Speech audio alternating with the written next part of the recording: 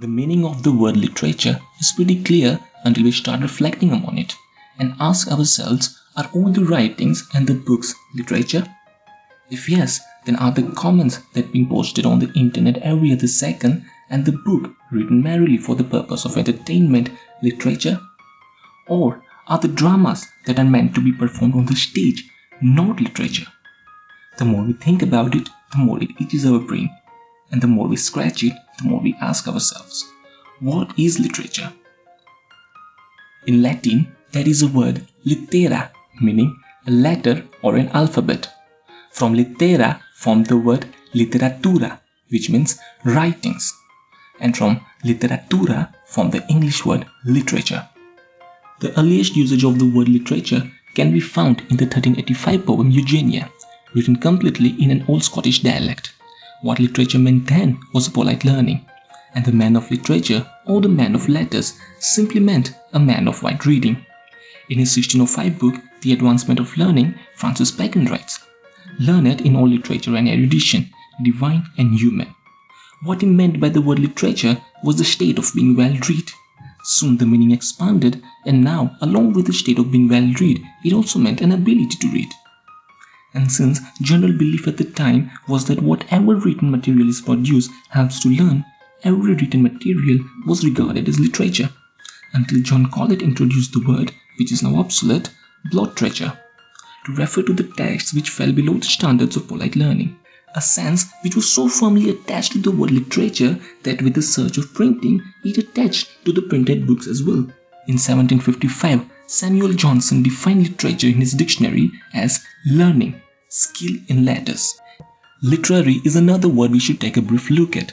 From the mid-18th century, it started being used for practice and profession of writing. And by writing, it meant all writing, the philosophical, the scientific, the historical, and of course the imaginative. Hence, literature in this sense was more secular and less religious.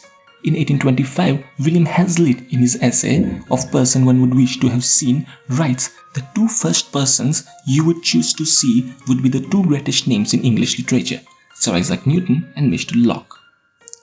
As long as it serves the purpose of learning, it is literature, and the interest as well as practice in literature is literary. The word literary has its separate history, and thus we should say adieu to it for now, and come to the decade of 1770s. From whence the idea of national literature developed in Germany, which soon extended to Britain, followed by, to quote Raymond Williams, successful specialization of literature to certain kinds of writings. This means writing of an imaginative or a creative kind, which is to say poems, plays and novels written with elegance of language and deeper insights, the very essence which makes it distinctive from the popular literature. Earlier, all such works were regarded as poetry. But from the middle of the 17th century, the word poetry was reserved to the metrical composition. And since the importance of novels was rising then, the word literature became the canopy under which all the creative writings, including writing for speech, was covered. But the older meaning of the word literature that referred to the whole body of text was still not uncommon, even to this day, not at least in India. In Gujarati, we still use Sahitya, the Gujarati word for literature, to refer to study material and other written texts. But still, when we say we are studying literature, it means we are studying a particular kind of book. The kind that articulates the human condition and feeling so well that even though we are centuries apart, it touches and moves us. A kind so kindless that shows our follies on our face, and a kind so generous that shows even after all our follies, the light will shine on our face.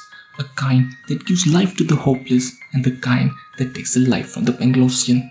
The kind that tries to capture the consciousness of an individual, that extends to the society and then to the world. And hence, literature becomes a testimony of our time and existence.